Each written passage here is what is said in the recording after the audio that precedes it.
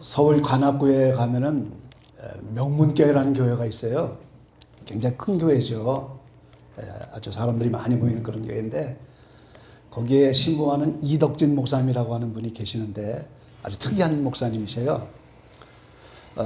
고등학교 교사 생활을 한 10여 년 하시다가 교회 부흥회를 하게 됐는데 어느 권사님이 와서 이제 부흥회를 하는데 밤에 그 권사님 강사에게 이제 아이스크림을 좀 대접하려고 투게더를 사갖고 이제 갔는데 그 성도님들 중에서 한 30분이 여자들만 모여서 기도를 하고 계시더라는 거예요. 그래서 이제 아이스크림만 주고 가려고 하는데 들어오라고 자꾸만. 그래서 할 수 없이 남자도 없고 여자만 30명이나 들어가기가 좀 개면적잖아요. 그래서 삐삐삐삐다가 갔는데 그때 성령이 임하셨어요. 그래갖고 빛 가운데서 이제 그분 책에 의하면 이제 빛 가운데 사로잡혀. 그래서 그날 막 방언이 터지고 뭐 이러면서 놀라운 역사가 일어난 거예요. 그때부터 가르치는 학생들이 막 변화받고 막 사람들이 치유되고 그러니까 그때부터 교사 생활을 할 수가 없게 됐어요. 그래서 이제 신학교를 가고 교회를 개척하신 그런 분인데 특별히 교도소 선교를 많이 하셨어요. 혹시 보신 분이 있는지 몰라요. 하나님이 못 고칠 사람은 없다. 그 박효진 장로님이 교도소의 이제 장로님이신데 그 사형수 많은 이런 죄수들을 변화시킨 분이 박효진 장로님인데 그분 간증을 많이 다니죠. 책도 써내시고 그분을 변화시킨 목사님이에요. 바로 이덕진 목사님이라고 하는 분이.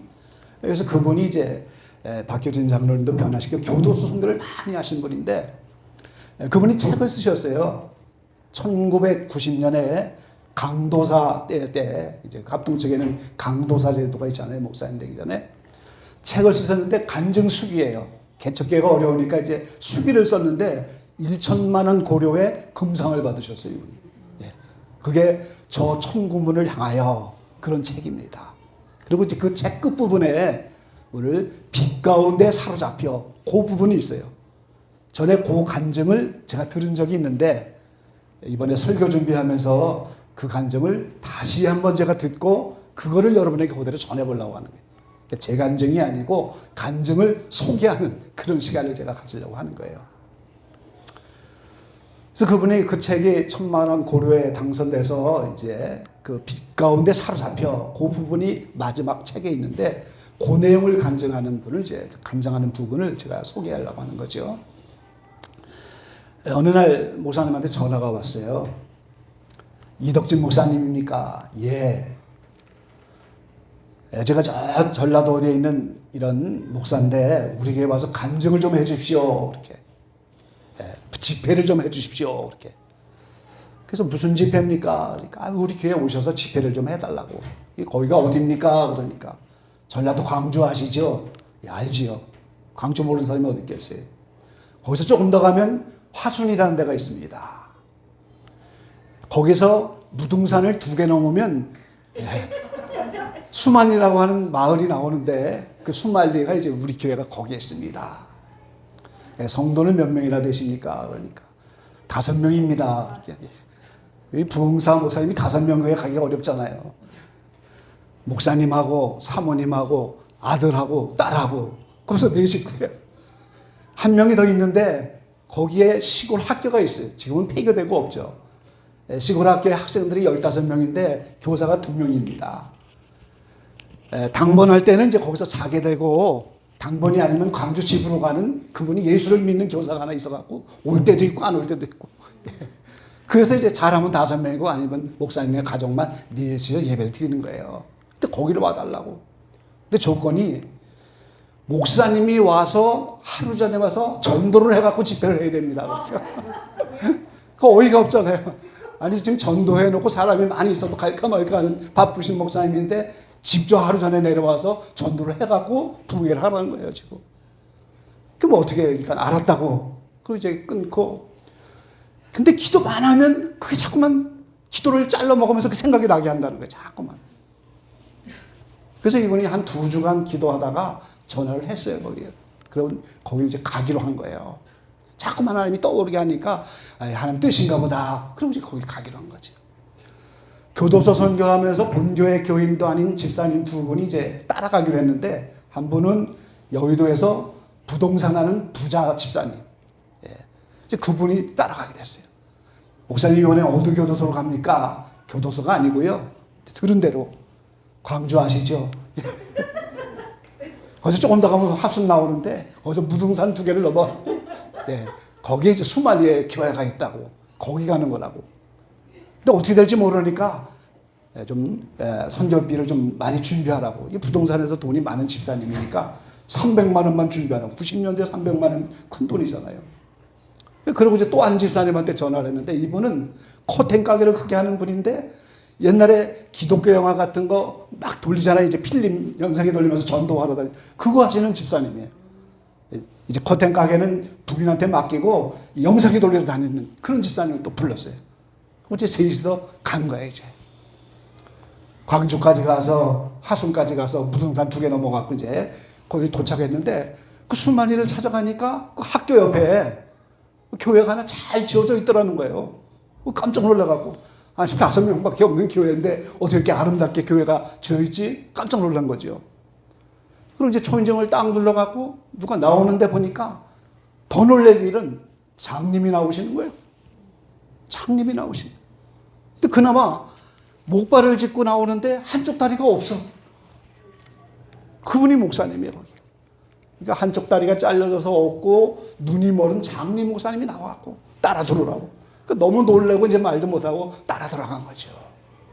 그래서 그 목사님이 이제 자기가 여기 와서 목회하게 된 경위를 설명을 하는 거죠. 광주에서 그래도 제법 큰 교회를 목회를 했는데 어느 날 시력이 점점 나빠지고 눈이 안 보이는 거예요. 병원에 가서 검사하니까 백내장도 아니고 녹내장도 아니고 뭐 황무슨 반성인가 뭐 시력 나빠지는 그런 것도 있잖아요. 그것도 아니고. 그러다 결국은 눈을 못 보게 돼버린 거예요, 이분이. 그 목사님이 눈이 멀어버리니까 이게 얼마나 큰일이에요. 그래서 집사님 보고 대신 성경 읽으라고 하고 이제 감동되는 걸 설교하고 그러다가 재직들이 회의하는 걸 듣게 됐어요, 목사님이. 절반 성도님은 우리 교회는 메인 교회가 아니니까 목사님을 내보내야 된다.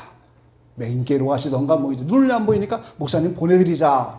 그리고 한쪽에서는 아 여태까지 모셨는데 그래도 끝까지 모셔야지 보내드리는 게 무슨 말이냐. 이 싸움이 돼버린 거예요, 재직해서. 그 원치 않게 그걸 듣게 되니까 마음에 상처가 되죠. 그래서 아 내가 이제 떠날 수밖에 없겠구나. 그래서 당회에다가 이제 교회를 떠나겠다고. 그랬더니 이제 퇴직금을 좀 주더라는 거죠. 사모님은 놀래 자빠져갖고 사택 빨리 비우라고 이제 그런 소리 듣게 되고 말이죠. 그러니까 기절해갖고 병원에 가버리시고 퇴직금을 얼마 들고 교회를 나오는데 갈 데가 없더래요, 목사님이. 그래서 택시를 불렀어요. 택시를 불러갖고 사람들이 많이 살지 않는 빈집이 많이 있는 그런 마을에 가서 나를 빈집 앞에다 좀 내려달라고 말이죠. 그리고 택시기사가 멀어도 괜찮냐고. 멀어야지 택시비가 좀 올라가겠죠. 괜찮다고 그러니까 멀리 빙빙 돌아서 광주 지나서 하순 지나서 무등산 2개 넘어갔고 내려놓은 게 바로 그 마을인 거예요, 이제. 가보니까 거기 이제 학교가 있더래요. 그래서 아이들이 노는 소리가 들려갖고 아이들을 다 불러다가 여기 빈집 있으면 나를 좀 소개라. 장님이니까 볼 수가 없으니까. 빈집이 많이 있어갖고 어느 빈집을 이제 가서 주인한테 얘기하고 그걸 쓰기로 하고. 그 자리에서 이제 금식을 하다 죽으려고 작정을 하신 거예요, 이분이. 눈도 못 보고 이제 교회에서는 이렇게 반강제로 사임을 당하고 내가 뭘 할 수 있겠나. 그래서 이제 아이들을 통해서 담요 몇 장 사오게 하고 큰 주전자를 사오게 해서 거기다 물을 잔뜩 담아놓고 물만 마시면서 금식을 하는 거예요. 목사가 자살은 할 수 없고 이제 금식하다가 이제 기운이 쇠진하면 죽으려고 작정을 하고 빈집에 가서 금식을 하게 됐다는 거예요.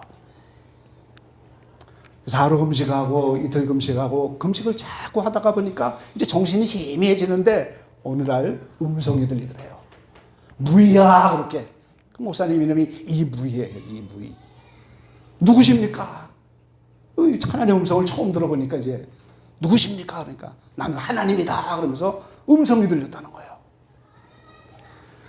이 마을에 구원받아야 될 영혼들이 많이 있는데 주의 종들이 오기만 하면 다 시골이니까 떠나버리고 아무도 없어서 내가 너를 불렀다. 이렇게. 그러니까 눈을 멀게 한 게 하나님이 눈을 멀게 하고 거기다 목회하도록 거기다가 불렀다는 거예요, 이제. 그러니까 이분이 그게 좀 위로가 되잖아요. 그러면서 새로운 사명을 받은 거예요. 거기서 이제 오늘 말씀의 제목이 이제 터닝 포인트잖아요. 우리가 그 새로운 사명을 거기서 받아갖고 그럼 내가 여기서 이러고 있을 게 아니고 주님이 분명히 여기에 구원받을 영혼들이 얼마간 있어서 나를 보냈다고, 눈까지 멀게 해서 여기를 보냈다고. 그러니까 그때부터 나가서 전도를 하는 거예요. 근데 어느 맹인이 와갖고 그 동네 와서 예수 믿으라니까 누가 와요? 아무도 안 오죠. 어른들은. 그 마을이 학교와 그 교회 주변으로 해서 동이 이렇게 6개 동이 있는데 한 100여 호가 됐대요. 그러니까 뭐 빈집도 있고 그러니까 뭐 7, 80명조가 노인들만 있겠지만 그게 살아가는 마을인데 아무도 오질 않는 거죠. 근데 주일학교 아이들만 오게 돼. 그래서 아이들이 15명이 모였대요. 그래서 15명 아이들을 데리고 열심히 이제 목회를 하다가 한 3년쯤 지나니까 이제 힘들어진 거죠. 아니, 하나님 여기 아이들만 내가 여기 목회하려고 보내신 것도 아니고 어른은 한 명도 안 오고 이제 난 더 이상 못하겠습니다. 그래서 이제 도망가려고 사모님하고 아이들은 광주에 학교 때문에 가고 아무도 없어요. 그 교회와 학교 주변에 전부 마을들이 2km씩 떨어져 있는 거예요. 전부 화전민입니다. 거기가 이 화성 깊은 산 속에 옛날 집에 화전민이 뭔지 아시잖아요, 여러분. 산에다 불 질러 갖고 제가 농사하는 그런 화전민 마을이기 때문에 가까운데 마을이 없어요. 근데 이분이 한밤중에 화가 나고 이제는 그 아이들 데리고 몇 년 목회하다가 화가 나서 이제 그만하겠다고. 그러고 마루로 나가면서 마루를 탁 밟고 나가는데 그 마루가 삭은 게 바꿔져 버린 거예요. 그래서 다리가 빠져버리면서 이만한 대못에 확 찔러버렸어요. 그러니까 피가 철철 나는데 아무리 불러도 사람들이 없으니까 주변에 하루 반 만에 사람들에게 발견이 됐어요. 그래서 전주 병원에 가니까 이거 힘들어서 못한다고 서울로 가보라고 그래요. 서울대병원까지 옮겼는데 이제 고칠 수가 없대요. 쇠못에 독이 이미 퍼졌고 나는 피를 흘렸기 때문에 자르지 않으면 죽고 자르는 방법밖에 없다고. 그래서 다리를 자른 거예요. 그래서 눈도 멀고 다리가 없게 됐다는 거예요. 근데 이제 그때 가서 이덕진 목사님이 이해가 된 거죠. 왜 하루 전에 와서 전도해갖고 부흥회를 하라고 하는지 이해가 된 거죠, 이제. 목사님은 장님이고 다리까지 없으니까 어떻게 나가서 전도하겠어요. 분명히 하나님이 여기에 구원받을 영혼들이 많이 있다고 그 음성을 들었으니까 이제 목사님이 좀 해달라고.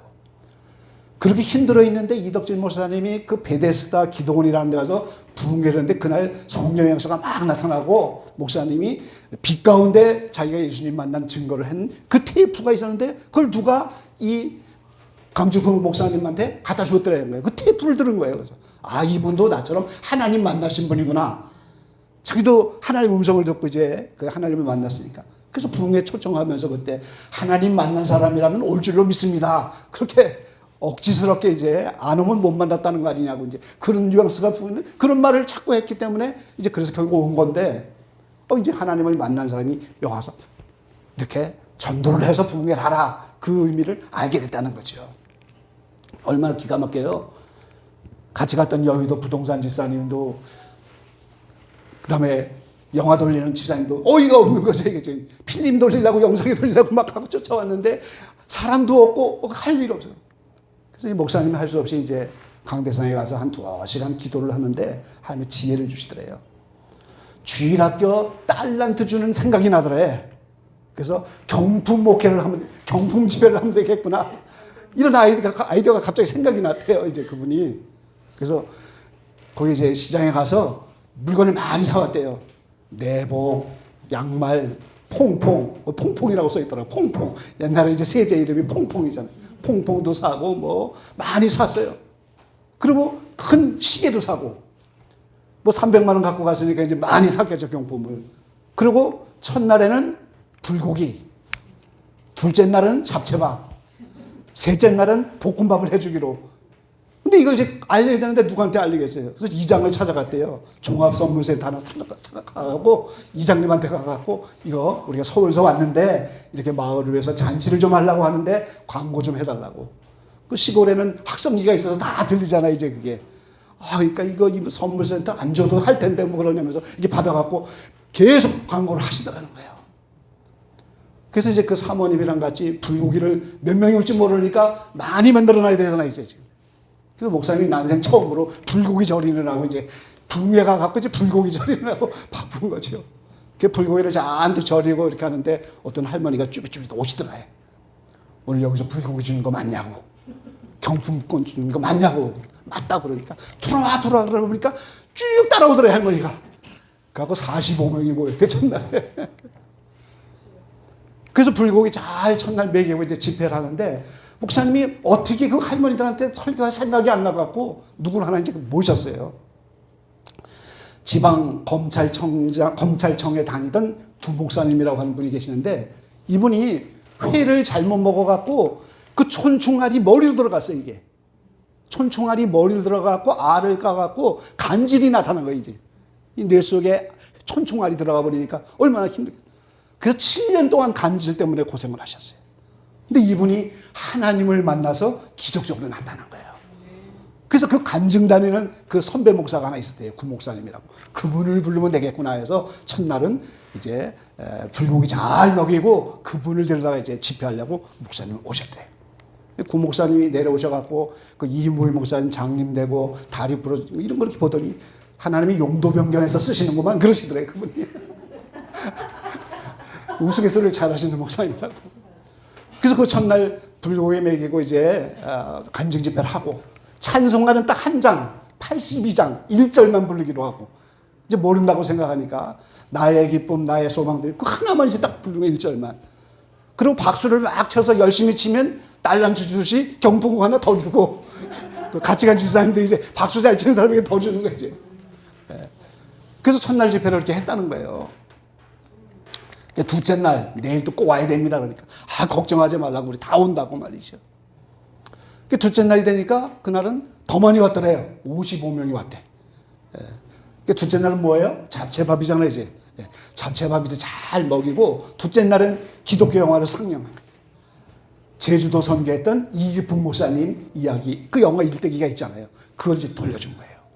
그 이기풍 목사님이 제주도에 가서 이제 뱀 잡는 얘기 뭐 그런 거 있잖아요. 우상성 이런 거기서 뱀도 잡고 뭐 그거 아주 극적이거든요. 그 영화를 이제 보여주고 또 그날도 경품권 나눠주고 내일도 꼭 와야 됩니다. 내일은 볶음밥입니다. 이제 그래고 마지막 셋째 날은 이제 이덕진 목사님이 이제 설교를 하게 된 거죠.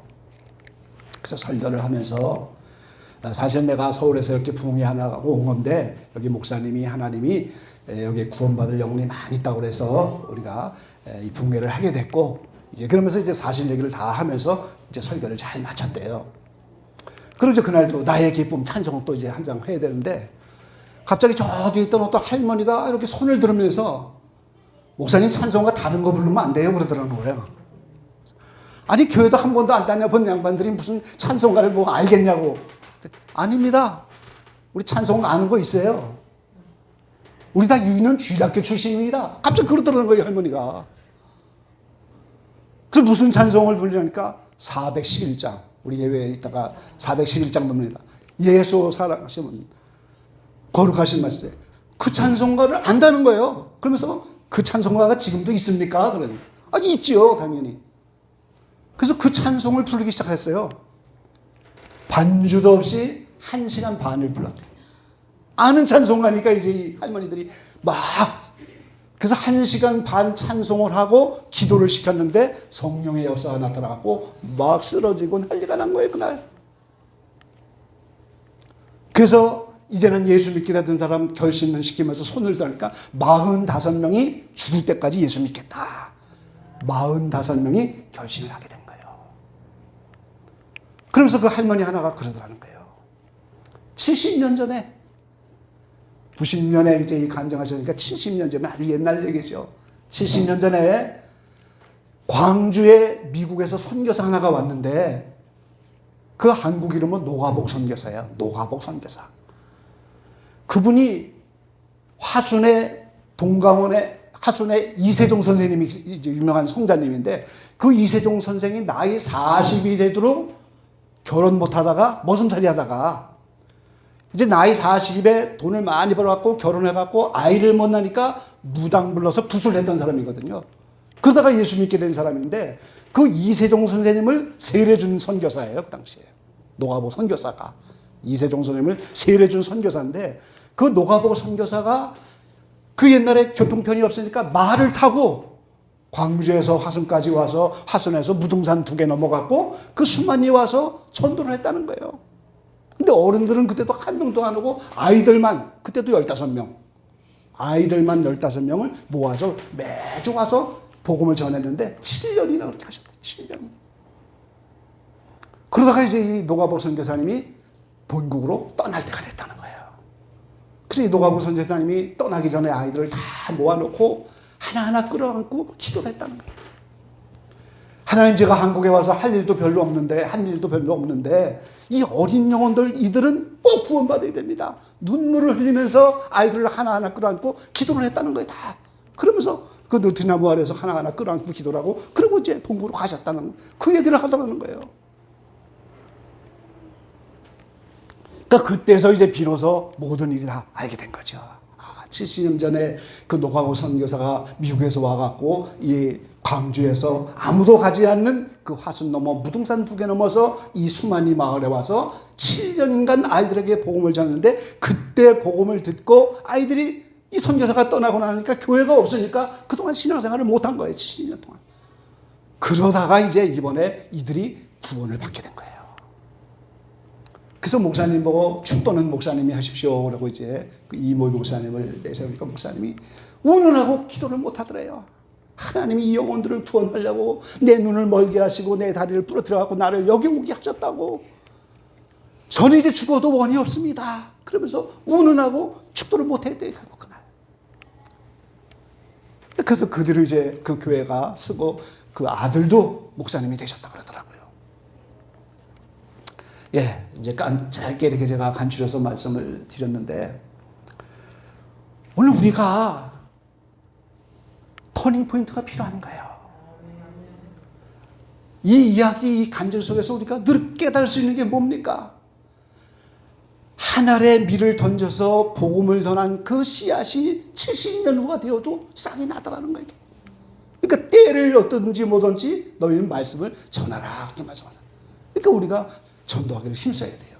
당장에 변화되지 않는 것 같아도 언젠가는 70년이 지나서 결국 다시 한번 하나님이 목사님 멀쩡한 거를 눈을 멀게 하고 다리를 부러뜨려갖고 거기에 보내서 결국 놀라운 구원의 역사가 나타났잖아요. 결국. 그러니까 오늘 우리는 때를 어떤지 뭐든지 말씀을 뿌려야 된다는 거예요. 유튜브를 막상 시작해 보니까 처음에는 사람들이 좀 오는 것 같더니 사람들 별로 안 오고 보는 사람들 별로 없어요. 그래도 계속 합니다. 왜요? 언젠가는 누군가가 이 말씀을 듣고 변화받을 그때를 기다리면서 때를 어떤지 뭐든지 지리전발하면서 그 씨앗을 자꾸만 던지고 계속 그 일을 하는 거예요 지금. 그리고 두 번째 우리가 교훈받는 게 뭐예요? 하나님은 반드시 기도를 들으신다는 거예요. 그 노가복 선교사님의 그 눈물의 기도, 한 영혼 한 영혼 어린아이를 끌어안고 이 아이들만이라도 꼭 구원받게 해달라고. 나는 한국에 와서 별로 한 일도 없는데 이 아이들만은 꼭 구원받게 해달라고 눈물을 흘리면서 그 느티나무 아래서 기도한 그 모든 기도를 하나님이 들으셔서 70년 후에 그렇게 그들이 다시 놀라운 역사로 구원을 받게 됐잖아요. 그러니까 오늘 저의 기도가 헛된 것이 아무것도 없는 거예요. 그리고 세 번째는 뭡니까? 구원받기로 예정된 영혼은 반드시 구원한다는 거예요. 하나님께서. 할렐루야. 우리는 그때를 알지 못하지만 구원받을 영혼은 하나님이 반드시 언젠가는 구원하는 거예요. 여러분 노인 한 분을 전도하기가 얼마나 어려워요. 평생. 그렇잖아요 지금. 70년 전에 주일학교 했던 그분들을 누가 구원하겠어요.